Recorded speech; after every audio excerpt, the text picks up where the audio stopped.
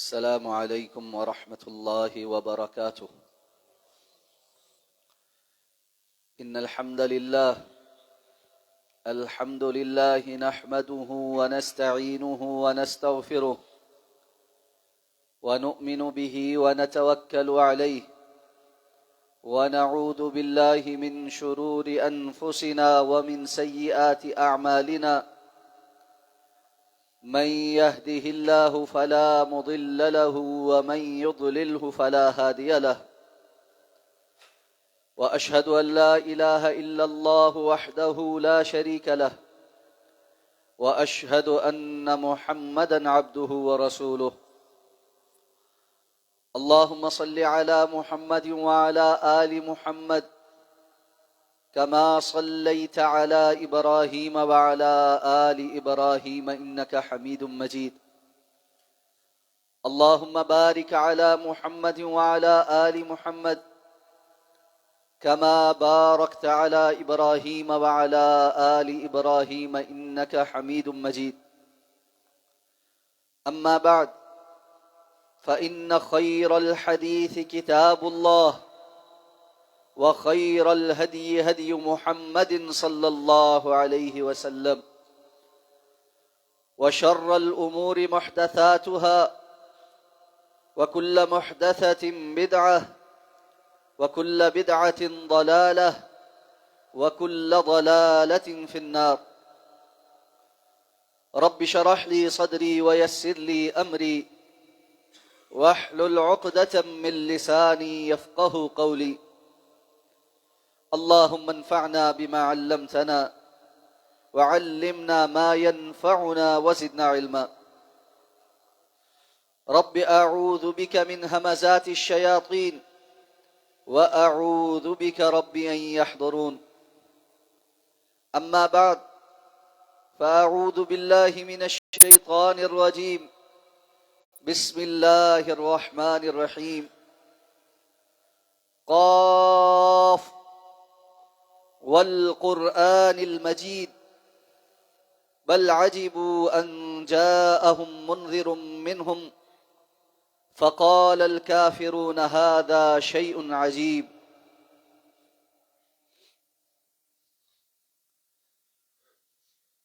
سورہ قاف مکی سورت ہے، جس کی ابتدائی کچھ آیات ابھی میں نے آپ کے سامنے تلاوت کی ہیں۔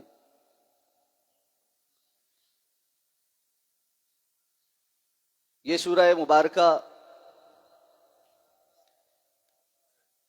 بڑی اہم سورتوں میں سے ہے۔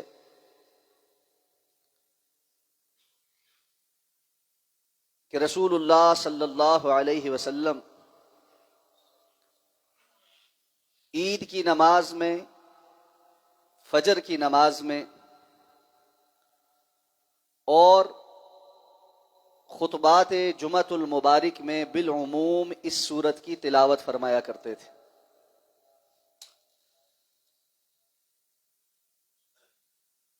ہم انشاءاللہ العزیز خطبات جمعۃ المبارک میں اس سورہ مبارکہ کو سیکھنے، اس کی تفسیر سے متعلق احکام و مسائل کو جاننے کی کوشش کریں گے۔ آج سے ہمارا یہ سلسلہ انشاءاللہ خطبات میں شروع ہو جائے گا۔ اللہ تعالیٰ سے اس دعا کے ساتھ کہ رب کائنات ٹھیک ٹھیک صحیح بات کہنے کی توفیق عطا فرمائے، جو اس میں کمی اور کوتاہی رہ جائے اللہ اس سے صرف نظر فرمائے، اور اس سورہ مبارکہ کو، اس کے معانی اور مطالب اور مفاہیم کو سمجھ کر ہمیں نہ صرف اس پر عمل کرنے کی توفیق عطا فرمائے، بلکہ قرآن مجید کے حق کے طور پر اسے آگے دوسروں تک پہنچانے والا بھی بنائے۔ یہ سورہ مبارکہ 26ویں پارے میں اس وقت جو قرآن مجید کی مصحف کی ترتیب ہے اس اعتبار سے اس سورت کا نمبر 50 ہے۔ صحابہ کرام رضوان اللہ تعالی علیہم اجمعین قرآن مجید کو عموماً 7 حصوں میں تقسیم فرماتے تھے، 7 منزلیں جنہیں ہم کہتے ہیں، آپ نے دیکھا ہوگا کہ قرآن مجید کے جو نسخے ہمارے ہاں پاکستان بر صغیر میں مطبوعہ ہیں، ان میں نیچے کی جانب لکھا ہوتا ہے منزل نمبر 1، پھر کچھ عرص آگے جا کر منزل نمبر 2، 3، اس طرح۔ سورہ قاف سے قرآن مجید کی آخری منزل یعنی 7ویں منزل کا آغاز بھی ہوتا ہے، اور ان منزلوں کو صحابہ نے اس ترتیب سے طے کیا تھا کہ روزانہ کم از کم تلاوت اتنی ہو کہ ہفتے میں قرآن مجید کی تلاوت مکمل ہو جائے۔ جیسے بعد کی ترتیب یہ ہے کہ کم از کم چلو دن میں 1 پارہ بندہ پڑھے کہ مہینے میں قرآن مجید کی تلاوت مکمل ہو جائے۔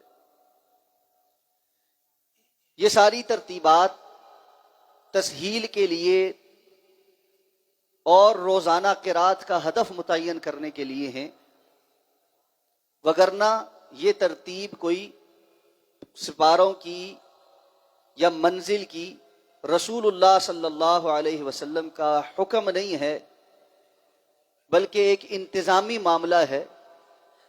ہاں، سورتوں کی جو ترتیب ہے اور آیات کی جو ترتیب ہے یہ توقیفی ہے، یعنی اللہ کے رسول صلی اللہ علیہ وسلم نے خود بتلایا ہے کہ یہ سورت پہلے اور یہ سورت بعد میں، آیات جو نازل ہوئی ہیں یہ کس سورت کا حصہ ہیں اور کن آیات سے پہلے ہیں اور کن آیات کے بعد ہیں۔ یہ ساری کی ساری ترتیب اللہ رب العزت کی طرف سے جبریل امین نے رسول اللہ صلی اللہ علیہ وسلم تک پہنچائی، اور اسی ترتیب سے رسول اللہ صلی اللہ علیہ وسلم نے آگے صحابہ کرام کو سکھلایا۔ کیونکہ ہم جانتے ہیں کہ ترتیب نزولی کچھ اور ہے، قرآن مجید کی آیات کے نازل ہونے کی ترتیب مختلف۔ اقرأ بسم ربک الذی خلق، خلق الانسان من علق، سورہ علق کی یہ جو ابتدائی 5 آیات ہیں، یہ ترتیب کے اعتبار سے سب سے پہلے نازل ہونے والی آیات، لیکن 30ویں پارے میں ہیں، تو ترتیب نزولی کچھ اور ہے۔ اور جو اس وقت قرآن مجید کی مصحف کی جو ترتیب ہے یہ وہ ترتیب ہے جو قرآن مجید کے مکمل ہونے پر ساتھ ساتھ رسول اللہ صلی اللہ علیہ وسلم نے خود صحابہ کو سکھلائی تھی، اور اسی کے مطابق قرآن مجید پھر مدون ہوا۔ تو اس اعتبار سے یہ سورت 50ویں سورت ہے اور 7ویں منزل کا آغاز۔ ابتداً میں نے عرض کیا کہ یہ مکی سورت ہے، تو یہ بات بھی معروف ہے کہ قرآن مجید کی بعض سورتیں مکی ہیں اور بعض سورتیں مدنی۔ جب ہم قرآن مجید کی ایک سورت کی تفسیر سیکھنے لگے ہیں تو یہ بات بھی معلوم ہونی چاہیے کہ مکی اور مدنی کا کیا فرق ہے۔ بہت سارے علماء اس کی مختلف ڈیفینیشنز بیان کرتے ہیں، لیکن معروف تعریف یا فرق جو زیادہ قابل قبول ہے وہ یہ ہے کہ جو آیات یا سورتیں ہجرت مدینہ سے قبل نازل ہوئی ہیں، مکہ کے دور میں نازل ہوئی ہیں، وہ صورتیں مکی صورت ہیں، خواہ ان کی بعض آیات یا بعض صورتیں بالخصوص مکہ کے اندر نہ بھی نازل ہوئیں، اور وہ صورتیں اور آیات جو ہجرت مدینہ کے بعد نازل ہوئی ہیں ان کو مدنی صورتیں کہا جاتا ہے، خواہ ان میں سے بعض آیات مدینہ کے اندر نہ بھی نازل ہوئی۔ جیسا کہ الیوم اکملت لکم دینکم واتممت علیکم نعمتی ورضیت لکم الاسلام دینا، علماء کے نزدیک یہ آیت مدنی آیت ہے جبکہ یہ مکہ میں نازل ہو رہی ہے، لیکن چونکہ ہجرت مدینہ کے بعد نازل ہو رہی ہے اس لیے یہ مدنی۔ تو مکی اور مدنی کا پہلا بنیادی فرق یہ ہے کہ وہ صورتیں جو ہجرت مدینہ سے قبل مکہ کے دور میں نازل ہوئیں، خواہ وہ کسی بھی علاقے میں نازل ہوئی ہوں، آپ سفر پر ہوں کسی وہاں پر نازل ہوئی ہوں، وہ سب آیات اور صورتیں مکی ہیں، اور جو ہجرت مدینہ کے بعد نازل ہوئی، خواہ وہ مدینہ کے اندر نازل نہ ہوئی ہوں، باہر کہیں نازل ہوئی ہوں، وہ ساری مدنی۔ اسی طرح مکی اور مدنی سورتوں کا ہجرت سے قبل اور ہجرت کے بعد ہونے کی وجہ سے موضوعات کا بھی فرق ہے۔ ابتدائی اسلام میں مکہ کی زندگی میں زیادہ جو زور ہے وہ عقائد کی اصلاح، توحید کو لوگوں کے اندر راسخ کرنا، شرک کے بطلان، رسول اللہ صلی اللہ علیہ وسلم کی رسالت، اس کا اثبات، عقیدہ آخرت، مر کر دوبارہ جی اٹھنا، جنت اور جہنم کا بیان، حساب کتاب کا بیان، اور غیبیات پر ایمان، فرشتوں پر ایمان، اللہ کی کتابوں پر ایمان، ان ساری عقائد سے متعلق جو آیات ہیں وہ زیادہ تر مکی صورتوں کا موضوع ہیں، خاصہ ہیں۔ اور اس کے مقابل مدنی صورتوں میں ہجرت مدینہ کے بعد چونکہ ایک اسلامی ریاست بن گئی، تو معاشرتی جو احکامات ہیں، احکام و مسائل ہیں، عبادات کے معاملات ہیں، اور اسی طرح جرائم کی جو سزائیں ہیں، جہاد اور قتال کے جو مسائل ہیں، اسلامی ریاست سے متعلقہ جو احکام و مسائل ہیں، یہ سارے کے سارے موضوعات جو ہے یہ مدنی صورتوں کا خاصہ۔ تو مکی اور مدنی کے درمیان ان کے نزول کے احوال اور ان کے سیاق و سباق کی وجہ سے موضوعات کا بھی فرق ہے۔ اور اسی طرح ایک فرق ظاہری طور پر مکی اور مدنی کے درمیان ان صورتوں کی آیات کی طوالت کا فرق بھی ہے۔ مکی صورتیں عموماً چھوٹی آیات والی ہیں اور مدنی صورتیں عموماً لمبی آیات والی ہیں۔ آپ دیکھیں گے کہ آخری پارے میں زیادہ صورتیں جو ہیں وہ مکی صورتیں ہیں اور وہ چھوٹی چھوٹی ہیں۔ قل هو اللہ احد، سورہ فلق، سورہ ناس، سورہ لہب، اور اس کے مقابل سورہ بقرہ اور سورہ آل عمران سب سے بڑی صورتیں یہ مدنی صورتیں، اور قرآن مجید کی سب سے طویل آیت بھی اذا تداینتم بدین الی اجل مسمى فاکتبوہ الی آخر الآیہ، یہ مدنی صورت کا حصہ اور مدنی آیت۔ تو ایک ظاہری فرق مکی اور مدنی کے درمیان ان کی آیات کے لمبے اور چھوٹے ہونے کا فرق بھی ہے۔ تو یہ سورہ قاف چونکہ مکی صورت ہے تو اس کے اندر یہ خصوصیات ساری پائی جاتی ہیں۔ نمبر ایک کہ اس کا نزول ہجرت مدینہ سے پہلے ہے۔ نمبر دو، اس کی آیتیں چھوٹی چھوٹی ہیں، اور اس کے موضوعات سارے وہی ہیں جو مکی صورتوں کا خاصہ ہے۔ حضرت عمر رضی اللہ تعالیٰ عنہ نے حضرت ابو واقد لیثی رضی اللہ تعالیٰ عنہ سے پوچھا تھا کہ رسول اللہ صلی اللہ علیہ وسلم عید کی نماز میں کون سی صورتیں زیادہ تلاوت فرمایا کرتے تھے؟ تو انہوں نے فرمایا کہ اکثر اوقات آپ صلی اللہ علیہ وسلم عید کی نماز میں سورہ قاف اور سورہ اقتربت الساعہ یہ تلاوت کیا کرتے تھے، اور دوسری روایت میں وہ بھی ثابت ہے کہ آپ سورہ اعلیٰ اور سورہ غاشیہ عید کی نماز میں پہلی اور دوسری رکعت میں تلاوت فرمایا کرتے تھے۔ اسی طرح اللہ کے رسول صلی اللہ علیہ وسلم سے یہ بھی ثابت ہے کہ آپ صلی اللہ علیہ وسلم فجر کی نماز میں سورہ قاف کی تلاوت فرماتے، اور دوسری روایت میں یہ الفاظ ہیں کہ آپ صلی اللہ علیہ وسلم فجر کی نماز میں پہلی رکعت میں سورہ قاف کی تلاوت فرمایا کرتے۔ حضرت حارثہ بن نعمان رضی اللہ تعالیٰ عنہ کی بیٹی ہیں حضرت ام حشام رضی اللہ تعالیٰ عنہ، یہ فرماتی ہیں کہ جب آپ صلی اللہ علیہ وسلم مدینہ تشریف لے آئے تو قریباً 2 سال یا 1 سال کچھ ماہ ہمارا اور رسول اللہ صلی اللہ علیہ وسلم کا تندور ایک ہی رہا، یعنی آپ ادھر ہی قیام پذیر رہے۔ حضرت نعمان، حارثہ بن نعمان، یہ بڑے جلیل القدر صحابی، یہ رسول اللہ صلی اللہ علیہ وسلم کے رشتے میں تعلق دار بھی تھے، اور مدینہ تشریف لا کر ابتدائی عرصہ آپ صلی اللہ علیہ وسلم نے جن انصار میں سے جن کے گھر گزارا ہے ان میں سے حارثہ بن نعمان رضی اللہ تعالیٰ وہ صحابی تھے جن کے گھر آپ نے شروع میں قیام فرمایا تھا، اور جیسے ان کی بیٹی فرماتی ہیں کہ یہ قیام 1 سال کچھ ماہ یا قریباً 2 سال تھا۔ حضرت حارثہ بن نعمان بدری صحابی بھی ہیں اور ان کی جباز فضیلت حیران کن ہے۔ رسول اللہ صلی اللہ علیہ وسلم نے فرمایا میں جنت میں گیا، اللہ نے جب مجھے جنت دکھائی تو مجھے سمعت قراءۃ القرآن، میں نے قرآن مجید کی قراءت کی آواز سنی۔ فقلت من ھذا، میں نے پوچھا یہ تلاوت کرنے والا کون ہے؟ فقیل حارثۃ بن نعمان، مجھے بتایا گیا یہ حارثہ بن نعمان کی تلاوت کی آواز ہے۔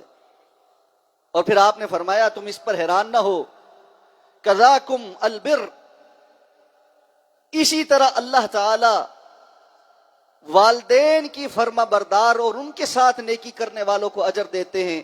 ام المومنین حضرت عائشہ صدیقہ رضی اللہ تعالیٰ عنہ جو اس حدیث کی راویہ ہیں، صحیح مسلم کی روایت ہے، فرماتی ہیں وَكَانَ بَرًّا بِأُمِّهِ، حارثہ بن نعمان اپنی والدہ کے ساتھ بہت زیادہ نیکی کرنے والے تھے۔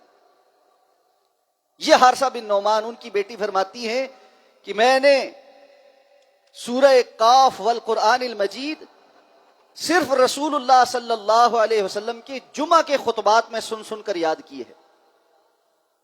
یعنی آپ ابتدا میں مدینہ میں ہجرت کر کے تشریف لائے تو شروع کے جو 2 سال تھے تقریباً ہر جمعے میں سورہ قاف کی تلاوت کر کے لوگوں کو سناتے تھے۔ اس سے یہ بھی پتہ چلتا ہے کہ خطیب کا کام یہ ہے وہ اپنے خطبوں میں کثرت کے ساتھ اللہ کی کتاب کو پڑھ کر لوگوں کو سنایا کرے، اللہ کے رسول کے فرامین سنایا کرے۔ یہ قصے کہانیاں، یہ اخبار پڑھ کے جمعے پڑھانا، یہ نہ صرف ممبر کے ساتھ خیانت ہے بلکہ لوگوں کے وقت کے ساتھ بھی مذاق ہے۔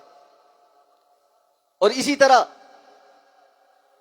سامعین کو بھی یہ چاہیے کہ وہ بالخصوص جمعے کے دن ایسی جگہ جانے کا اہتمام کریں جہاں ان کو کتاب و سنت کا علم دیا جائے۔ یہ صرف جمعہ پڑھ لینا، وقت گزار لینا، یا کسی ایسی جگہ جمعہ پڑھنے کی عادت ڈالنا جہاں بس قصے کہانیاں ہوں، کانوں کو بڑا بھری لگتی ہو آواز۔ تقریر بڑی اچھی تھی، تھا کیا اس کے اندر یہ نہیں معلوم، علم کیا ملا یہ نہیں معلوم۔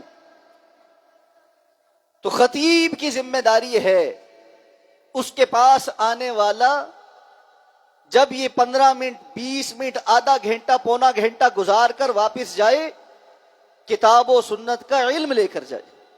یہ عالم کی ذمہ داری ہے۔ رسول اللہ صلی اللہ علیہ وسلم اپنے جمعہ کے خطبات میں سورہ قاف پڑھ کر سنایا کرتے تھے۔ ہمارے شیخ فضیلت الشیخ ارشاد الحق اثری حفظہ اللہ تبارک و تعالی، انہوں نے سورہ قاف کی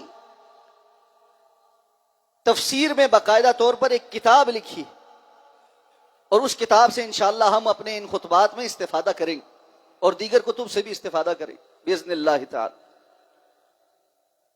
وہ فرماتے ہیں کہ رسول اللہ صلی اللہ علیہ وسلم کا کثرت کے ساتھ جمعہ کے خطبات میں اور عید کے خطبات میں یا عید کی نماز میں اس سورت کو تلاوت کرنا بے مقصد نہیں۔ جمعہ کے خطبات میں آپ صلی اللہ علیہ وسلم اس سورت کو اس لیے پڑھ پڑھ کر سناتے تھے کہ اس ایک سورت کے اندر اللہ رب العزت نے جو موضوعات بیان کیے ہیں اس میں توحید کا اس بات بھی ہے، رسول اللہ صلی اللہ علیہ وسلم کی رسالت کا اس بات بھی ہے، اسی طرح اللہ رب العزت نے موت کے احوال بیان کیے ہیں، قیامت کے احوال بیان ہوئے ہیں، جزا اور سزا سے متعلق احوال بیان ہوئے ہیں، حساب کتاب سے متعلق احوال بیان ہوئے ہیں، اسی طرح جنت اور دوزخ کا بیان ہوا ہے، اور اسی طرح رسول اللہ صلی اللہ علیہ وسلم کو کفار کے مقابل صبر و استقامت اختیار کرنے اور دین پر ثابت قدمی اختیار کرنے کا حکم بھی اسی صورت کے اندر موجود ہے۔ تو اس ایک مختصر صورت جس کی صرف 45 آیات ہیں اس کے اندر اللہ تعالیٰ نے اس قدر موضوعات اجمالاً بیان کر دیے ہیں کہ سمجھنے والا اگر غور کے ساتھ یہ سورت سنے تو اس کے تزکیے کے لیے اور اس کی ایک ہفتہ وار جو تربیت ہے اس کے لیے یہ سورت بہت اہم.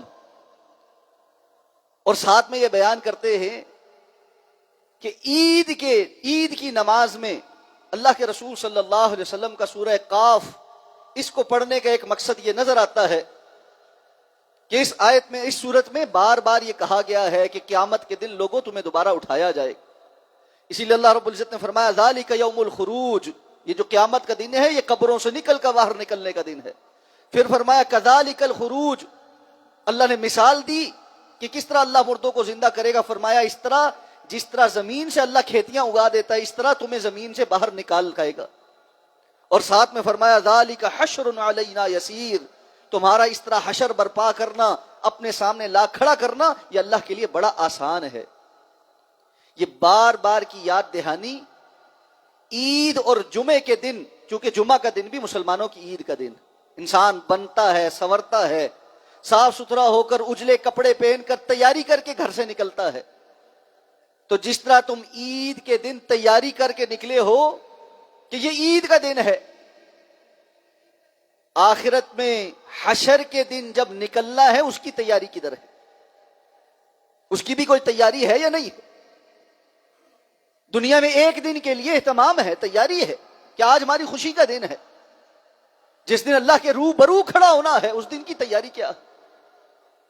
اور دوسرا پیغام یہ ہے کہ عید کے دن، خوشی کے دن، کہیں خوشی میں تم آپے سے باہر ہو کر اللہ کی نافرمانی میں لگ جانا، کہ ایک وہ دن بھی ہے جب تمہیں نکل کر اللہ کے سامنے پیش ہو کر حساب کتاب دینا.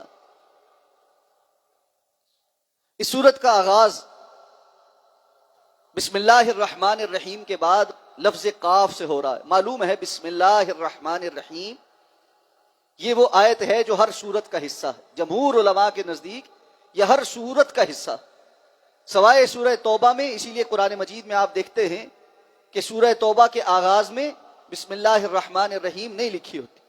یہ اسی طرح اللہ کے رسول صلی اللہ علیہ وسلم نے بتلایا اور سکھلایا. اور چونکہ ہم بسم اللہ الرحمن الرحیم پر تفصیلاً سورہ فاتحہ اور دیگر بہت ساری سورتوں کی تفسیر میں بات کر چکے ہیں تو میں اس کو دہراؤں گا نہیں. یہاں پر اللہ کے نام کے ساتھ جو بڑا ہی مہربان، بڑا ہی رحم کرنے والا یا بار بار رحم کرنے والا. قاف. قرآن مجید میں بہت سی سورتوں کا آغاز ان حروف سے ہو رہا ہے جن کو علیحدہ علیحدہ پڑھا جاتا. یا تو وہ ہے ہی ایک حرف، یا اگر زیادہ حروف بھی ہیں تو ان کو ملا کر نہیں پڑھا جاتا، ان کو علیحدہ علیحدہ پڑھا جاتا. ان کو علیحدہ پڑھنے کی وجہ سے ان حروف کو حروف مقطعات کہا جاتا ہے. مقطعات، میم، دو نقطوں والا قاف، طا، عین، الف اور تے. ہم اردو میں لفظ استعمال کرتے ہیں قطع، کاٹ دینا، ٹکڑے ٹکڑے کرنا. چونکہ یہ ٹکڑے ٹکڑے کر کے پڑھے جاتے ہیں، علیحدہ علیحدہ پڑھے جاتے ہیں، اس لیے ان کو مقطعات کہا جاتا.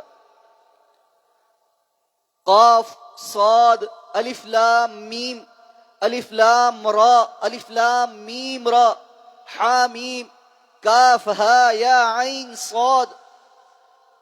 یہ تمام کے تمام حروف جو ہیں یہ حروف مقطعات ہیں. ہمارے ہاں عموماً لوگوں کے ڈرائنگ روم میں یا کام کی جگہ پر لوح قرآنی کے نام سے ان حروف مقطعات کو لکھ کر لٹکایا جاتا ہے. اور سمجھنا یہ ہے کہ جہاں یہ لٹکے ہوئے ہوں گے برکت ہوگی یا ان کی وجہ سے رزق میں اضافہ ہوگا. تو یہ بات جان لیجئے، لوح قرآنی کے نام سے حروف مقطعات کی تخصیص اور ان سے منسوب ایسی کوئی فضیلت رسول اللہ صلی اللہ علیہ وسلم سے ثابت نہیں. تو یہ حروف مقطعات ہیں کیا؟ اس حوالے سے وہ بات جو کتاب و سنت سے ثابت ہے، جو صحابہ کرام نے آپ صلی اللہ علیہ وسلم سے سیکھی ہے، اس کو انشاءاللہ بیان کر دیتے. امام راضی، علامہ زمخشری، شیخ الاسلام ابن تیمیہ رحمہ اللہ اور حافظ ابن کثیر رحمہم اللہ جمیعاً اور دیگر بہت سارے علماء، ان کا موقف یہ ہے کہ یہ جو حروف ہیں یہ در حقیقت چیلنج ہیں اللہ رب العزت کی طرف سے عربوں کے لیے بھی اور بعد میں آنے والوں کے لیے، کہ ان کا معنی اور مفہوم کسی کو معلوم نہیں. اس لیے کہ امام طبری نے خلفائے اربع یعنی حضرت ابوبکر صدیق، حضرت عمر فاروق، حضرت عثمان غنی اور حضرت علی رضی اللہ تعالی عنہ، ان تمام سے اور حضرت عبداللہ ابن مسعود رضی اللہ تعالی عنہ سے یہ قول نقل کیا ہے کہ ان الفاظ کے، ان حروف کے معانی اللہ کے سوا کسی کو معلوم نہیں. یہ اللہ تعالیٰ نے بطور چیلنج نازل کیے. اور عربوں کے ہاں عربی زبان میں یہ عمومی ایک طرز تھا کہ وہ بسا اوقات پوری بات کہنے کے بجائے اس بات کا کچھ حصہ یا ایک حرف بیان کر دیتے تھے. اور یہ بلاغت کا ایک اصول کے طور پہ بڑے بڑے شعراء اپنے کلام میں استعمال کرتے تھے، لیکن چونکہ ہمارے ہاں اردو میں اس کا استخدام نہیں تو یہ بات ذرا سمجھانی اردو دان لوگوں کو مشکل ہے، لیکن عربوں کے ہاں یہ معروف تھی. اور یہی وجہ ہے کہ آپ دیکھیں گے کہ عربوں میں سے کسی نے حروف مقطعات کے حوالے سے کوئی اعتراض نہیں کیا رسول اللہ صلی اللہ علیہ وسلم کو، کہ آپ نے اپنے کلام میں، چونکہ وہ یہ کہتے تھے کہ آپ کا کلام ہے یا آپ نے گھڑا ہے، نعوذ باللہ، ام یقولون شاعر نتربص به ریب المنون، کیا تم یہ کہتے ہو کہ یہ ایک شاعر ہے جس کا امتداد زمانہ وقت کی دھول اس پر پڑنے کا ہم انتظار کرتے ہیں، کیونکہ مقابلہ تو کر نہیں سکتے. تو یہ کہتے تھے یہ آپ کا کلام ہے، لیکن کسی نے یہ اعتراض نہیں کیا کہ آپ کے کلام میں یہ غلطی ہے، کیونکہ وہ ان کے ہاں معروف تھا. لیکن اللہ رب العزت نے چیلنج کے طور پہ نازل فرمایا کہ تم سمجھتے ہو کہ تمہاری فصاحت اور بلاغت اور تمہاری زبان دانی عروج پہ پہنچی ہوئی ہے، تو اللہ رب العزت اس کتاب کو اور اس کے بعض حصوں کو تمہارے لیے چیلنج کے طور پر نازل کر رہے. یہاں پر ایک بات سمجھ لیجیے، رسول اللہ صلی اللہ علیہ وسلم کو جو سب سے بڑا معجزہ عطا فرمایا گیا ہے وہ قرآن مجید. اور یہ بات ہمیں معلوم ہے کہ نبی کو معجزہ اس لیے دیا جاتا ہے تاکہ وہ معجزہ ایک چیلنج کے طور پر اور ایک دلیل کے طور پر واضح ہو جائے، جس کو دیکھ کر اور سمجھ کر لوگ یہ جان لیں کہ یہ اللہ کی طرف سے یہ ہے، یہ انسانی کام نہیں. علماء نے اسی لیے بیان کیا ہے کہ معجزات جو ہیں وہ ہر قوم کے اپنے علم اور فن کے مطابقت میں ہوتے ہیں. اس کا مطلب کیا ہے؟ یعنی جس کام میں وہ قوم ماہر ہوتی ہے اس سے ملتا جلتا معجزہ اللہ رب العزت نازل کرتے ہیں تاکہ لوگوں کو سمجھ آ سکے کہ یہ کام انسانی نہیں. حضرت موسیٰ علیہ السلام کے دور میں فرعونہ مصر کے پاس بڑے بڑے جادوگر تھے، سامری جادوگر جیسا جادوگر بھی تھا. تو اللہ تعالیٰ نے ان کو جو معجزہ دیا وہ یہ کہ لاٹھی عصا پھینکنے پر اژدہا بنتی تھی، ہاتھ بغل میں جا کر چمکتا ہوا نکلتا تھا، اور اس کو دیکھ کر ایک لمحے میں جادوگر یہ سمجھ گئے کہ یہ جادو نہیں ہے. آمنا برب ہارون و موسیٰ، فوراً کہا ہم موسیٰ اور ہارون کے رب پر ایمان لاتے. عیسیٰ علیہ السلام کے دور میں حکمت کا بڑا نام تھا، نامی گرامی حکیم ہوتے تھے، لوگ دور دور سے جا کر ان کے پاس علاج کراتے تھے. چند چیزوں کا علاج کسی کے پاس نہیں تھا، کوڑ کے مرض کا علاج کسی کے پاس نہیں تھا، نابینا شخص کا علاج کسی کے پاس نہیں تھا، اور مردے کا علاج تو کبھی بھی کسی کے پاس نہیں تھا کہ کوئی مر گیا تو اس کو زندہ کر سکے. اللہ تعالیٰ نے حضرت عیسیٰ علیہ السلام کو یہ معجزات عطا فرمائے کہ وہ اللہ کا نام لے کر ہاتھ پھیرتے تھے، کوڑی صحت یاب ہو جاتا تھا، نابینا کی بینائی واپس آ جاتی تھی، اور کم باذن اللہ کہتے تھے تو مردہ بھی کچھ دیر کو زندہ ہوتا تھا. تو معجزہ قوم کے علم کی مطابقت میں ہوتا ہے۔ عربوں کو اپنی فصاحت، بلاغت اور عربی دانی پر بڑا فخر اور غرور تھا، اسی وجہ سے وہ دوسروں کو عجمی کہتے تھے۔ عجم کہتے ہیں گونگے کو، یعنی جو عربی نہیں بولتا وہ تو گونگا ہے۔ دنیا کی صرف بولے جانے کے قابل زبان عربی ہی ہے، جو اس کے سوا کچھ بولتا ہے وہ گونگا ہی ہے، بولتا رہے۔ جس طرح گونگا ہوں ہاں کرتا ہے، زبان سے کچھ الفاظ نکالنے کی کوشش کرتا ہے، لیکن وہ زبان کو کوئی لفظ تو نہیں ہوتے، تو وہ گویا اتنے فخر میں مبتلا تھے کہ جو عربی کے علاوہ کچھ بولتا ہے وہ گونگا ہے۔ ایسی قوم پر اللہ نے قرآن مجید نازل فرمایا، اور چونکہ رسول اللہ صلی اللہ علیہ وسلم قیامت تک آنے والے ہر انسان کے لیے نبی اور رسول ہیں، تو اس معجزے کو برقرار بھی رکھا گیا کہ قیامت تک آنے والا ہر بندہ اس چیلنج کو فیس کرے، دیکھے، اپنی سی ہر کوشش کرے۔ اگر خود عربی نہیں جانتا، وَادْعُوا شُهَدَاءَكُم مِّن دُونِ اللَّهِ، اللہ نے فرمایا تم اللہ کے سوا اپنے جتنے گواہ لانا چاہتے ہو، مددگار لانا چاہتے ہو، لے آؤ۔ صرف انسانوں میں سے نہیں، جنات میں سے بھی اگر مدد حاصل کر سکتے ہو ان کو بھی جوڑ لو ساتھ۔ جس کو اپنی مدد کے لیے بلانا چاہتے ہو بلا لو، اور پوری کتاب جیسی نہیں لا سکتے تو چیلنج کو چھوٹا کیا کہ 10 صورتوں جیسی صورت لا کرو، پھر اور مختصر کر دیا، فَأْتُوا بِسُورَةٍ مِّن مِّثْلِهِ، تم ایک صورت اس کی مثال جیسی اس جیسی لے کر آ جاؤ۔ وَادْعُوا مَنِ اسْتَطَعْتُم مِّن دُونِ اللَّهِ إِن كُنتُمْ صَادِقِينَ، اور اللہ کے سوا جس کو تم پکارنا چاہتے ہو اس کام میں مدد کے لیے، اس کو پکار لو، اگر سچے ہو تو یہ کر کے دکھاؤ۔ آپ کا خیال ہے مشرکین نے کوشش نہیں کی ہوگی؟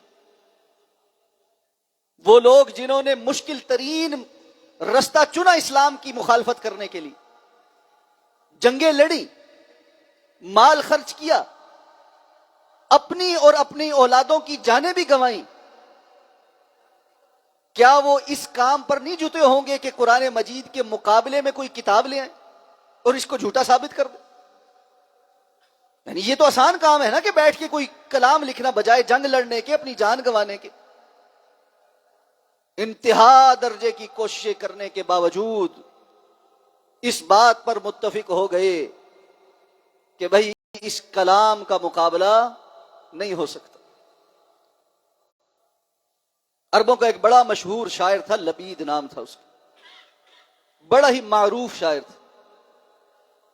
عکاظ کے جو بازار جب مکہ میں زمانہ جاہلیت میں حجاج آتے تھے تو ایک بڑا مشہور بازار تھا، عکاظ نام تھا اس کا، تو وہاں لوگ خریداری بھی کرتے تھے اور مجلسیں بھی لگتی تھی، تو نامی گرامی سارے شعراء آتے، اپنے قصیدے پڑھتے، تو شعراء کی ایک بڑی مجلس لگی ہوئی تھی۔ لبید نے جب اپنا قصہ پڑھا نا، قصیدہ جب بیان کیا، سارے کے سارے شعراء اس کے قصیدے کی فصاحت اور بلاغت سنتے ساتھ اس کے سامنے سجدہ ریز ہو گئے، سجدہ کیا اس کو۔ ایک بندہ فرزوق سے آیا، گھوڑے پہ سوار تھا، اس نے گھوڑے پہ بیٹھے بیٹھے لبید کا شعر سنا اس کے منہ سے، اس ایک شعر پر گھوڑے سے نیچے اتر کر اس کی عظمت کو سجدہ کیا اس کہ ایسا شاعر۔ اس کے اس قصیدے کو انہوں نے لکھ کر بیت اللہ میں معلق کیا، اور کسی کا قصیدہ بیت اللہ میں معلق کرنا یہ اس کی انتہا درجے کی عظمت اور بڑائی کو تسلیم کرنا ہوتا تھا۔ یعنی عمراء القیس جیسے جو شاعر ہیں جن کے متعلق عرب کہتے ہیں کہ ان جیسا کوئی نہیں بعد میں پیدا ہوا، اس کا قصیدہ جو ہے وہ بیت اللہ میں لٹکایا گیا تھا، اور لبید کا قصیدہ بیت اللہ میں لٹکایا گیا۔ کچھ عرصے کے بعد قرآن مجید کی تاثیر، قرآن کو سن کر یہ مسلمان ہو، ایک شخص، اور مسلمان ہونے کے بعد انہوں نے شعر کہنے چھوڑ دی۔ تو ایک مرتبہ ایک بندہ آیا اور کہنے لگا کہ آپ اتنے بڑے شاعر تھے، شعراء آپ کو عظمت کی وجہ سے سجدے کرتے تھے، آپ نے شعر کہنے چھوڑ دیے، کوئی شعر تو سنائے۔ کہنے لگے ابعد القرآن، کیا قرآن کے بعد بھی میں شعر کہوں؟ عمر رضی اللہ تعالیٰ عنہ کی خلافت میں حضرت عمر نے ان کو پیغام بھیجا کہ اسلام قبول کرنے کے بعد آپ نے اگر کچھ اشعار کہے ہیں تو وہ مجھے بھیجیں۔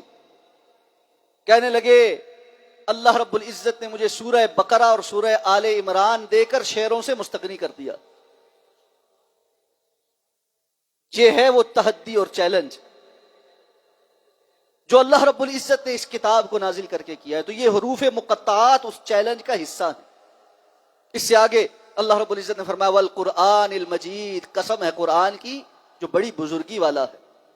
ان دونوں آیات، ان دو حروف کا انشاءاللہ ترجمہ و تفسیر اگلے خطبہ جمعۃ المبارک میں بیان کریں گے۔ اللہ رب العزت سے دعا کے ساتھ اللہ ہمیں صحیح معنوں میں اپنی کتاب کو سمجھ کر عمل کرنے کی توفیق عطا فرمائے۔